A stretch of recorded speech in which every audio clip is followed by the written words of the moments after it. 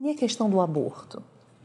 O aborto também é um crime. Nós sabemos que é um comprometimento espiritual na medida que, assim como em relação ao suicídio, só Deus tem o direito de definir quando vai acontecer a morte de alguém ou se um feto vai para frente ou não. O aborto é uma fuga à responsabilidade. A pessoa quer simplesmente se furtar à responsabilidade de ter um filho, de cuidar dele, né?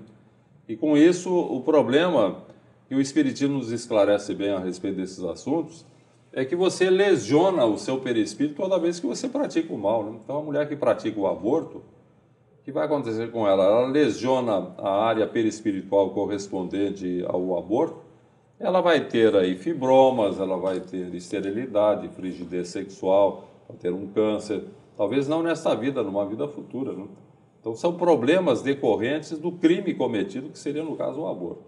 Aliás, eu tenho um caso interessante de uma senhora. Ela teve 4 filhos e quando ela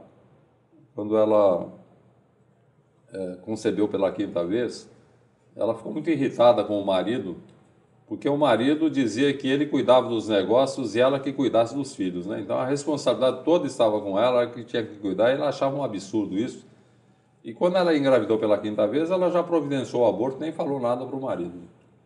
Agora, depois que ela conheceu o Espiritismo, daí ela entrou em tormento, ela ficou muito constrangida, né? Muito deprimida. Puxa vida, eu cometi um crime, não devia ter feito isso, né? Ela conversou comigo numa entrevista fraterna e eu conversando com ela expondo o que tinha acontecido, né? Eu falei, mas depois, o que aconteceu com a senhora? Ah, não, depois eu tive mais 3 filhos. Eu falei, eu dei uma de sacerdote católico. Falei, em nome de Deus, a senhora está absolvida do seu crime. Eu teve mais 3 filhos. Certamente aquele que era para ter reencarnado como filho veio nesses 3 filhos, né? Então aí a gente cai na observação de Pedro, né, na epístola de Pedro. O amor cobre a multidão dos pecados. Quer dizer, eu sempre digo, a mulher que você cometeu aborto, você não pode ter mais filhos. Atenda crianças, trabalhe numa creche, pratique o bem. Todo bem que você vai praticar vai amenizar as consequências do que você fez de errado, né? Então isso daí está muito claro na doutrina espírita e muito claro no ensinamento de Jesus, né? Essa expressão de Pedro eu acho notável, né? O amor cobre a multidão dos pecados. Pratique o bem, não se preocupa com o mal que você fez, não. Você está arrependido, tudo bem. Pratique todo o bem, você irá neutralizando. Na hora em que houver a cobrança kármica, você terá substituído a moeda da dor pela moeda do amor, né? Beleza. Muito bom. E o que acontece com esses desastres, as pessoas que morrem em catástrofes naturais ou de maneira violenta? Olha, Yasmin, eu sempre digo o seguinte, não depende da maneira como você morre, depende de como você está quando morre.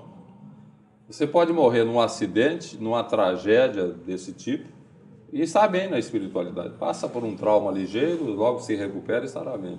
E às vezes você pode ter uma doença de longo curso, fica aí meses aí para morrer e está péssimo no mundo espiritual. Então o tipo de morte não importa, importa o tipo de vida, né? Que tipo de vida nós estamos levando. Isso é que vai determinar se a gente estará bem ou mal na espiritualidade, independente do tipo de morte.